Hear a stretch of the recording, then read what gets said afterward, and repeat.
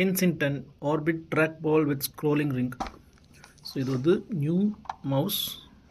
Okay, so most of music production அப்புறம் வந்து graphic designers எல்லாம் யூஸ் பண்ணுற மவுஸ் பார்த்திங்கன்னா இந்த மாதிரி ட்ராக் பால் மவுஸ் தான் யூஸ் பண்ணுவாங்க. அமேசானில் வந்து 50% ஆஃபில் போட்டிருந்தாங்க. ஸோ அது பர்ச்சேஸ் பண்ணிட்டேன். So good one, different kind of feel.